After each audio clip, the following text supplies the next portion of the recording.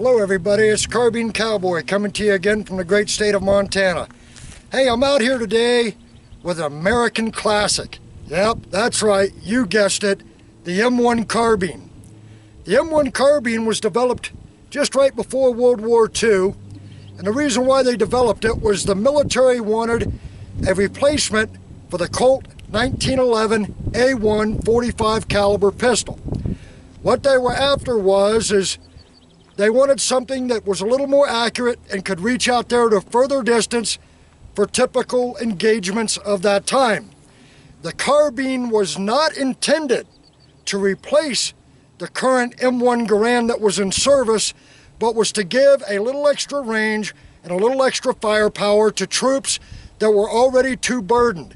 Artillerymen, machine gunners, even paratroopers of the 82nd and 101st Airborne jumped into Normandy and Holland and other places in Europe with the M1 Carbine.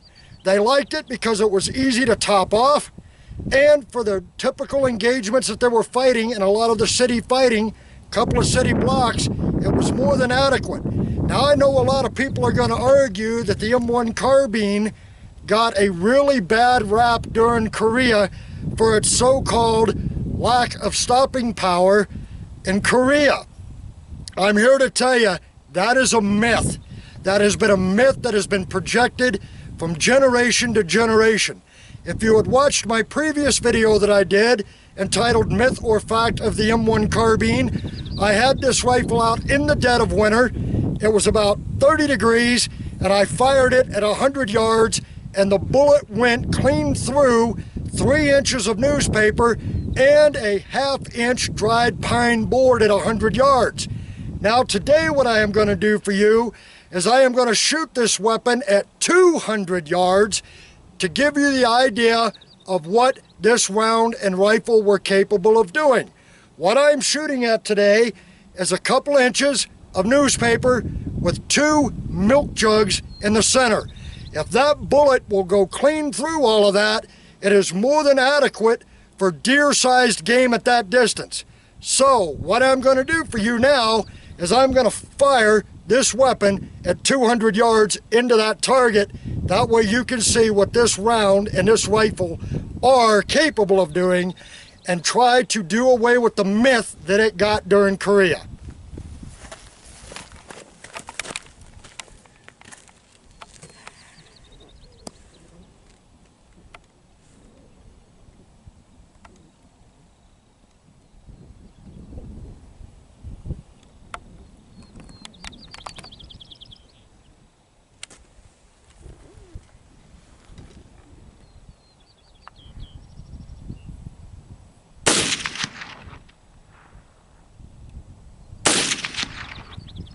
Still, yeah. Okay, everybody, I fired at 200 yards. I hit right here and right here.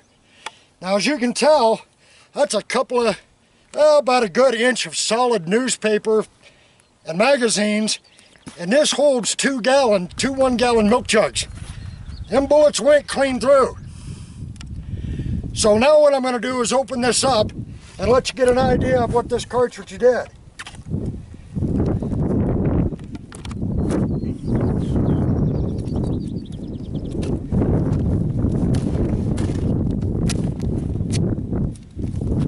That is where the bullet went through on the first shot.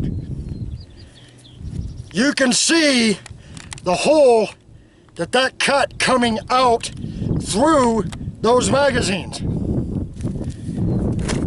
Then the bullet went in the box here. As you can tell by the size of the hole.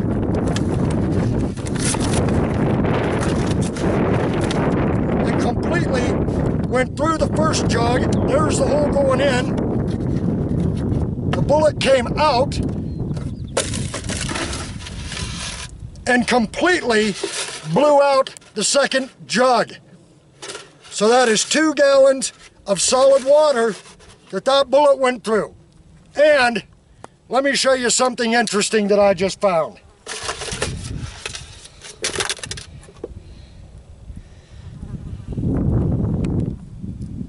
There's the bullet.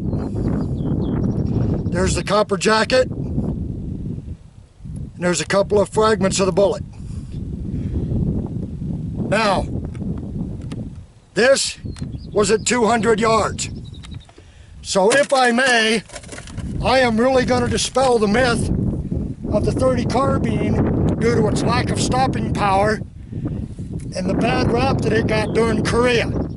As you have just seen, it went through about an inch of solid magazines and through two 1-gallon water jugs. Now, the myth that it got in Korea stated that it would not penetrate the quilted uniforms of the North Korean soldiers. Well, you've seen it for yourself. You watched me do it. Make your own decision. And by the way, I might add, these little M1 carbines, they're a lot of fun. The only thing that I did to mine is I had taken the L-shaped flip sight off the rear and put a 2-power scope on it. And the only reason why I did that was not to aid the rifle, but to aid me. My eyesight's not as good as it was 25 years ago.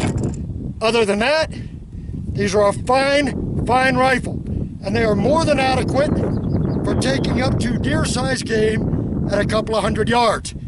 So, I have dispelled the myth. And for those of you that have any questions or comments, please leave them at the bottom of the video.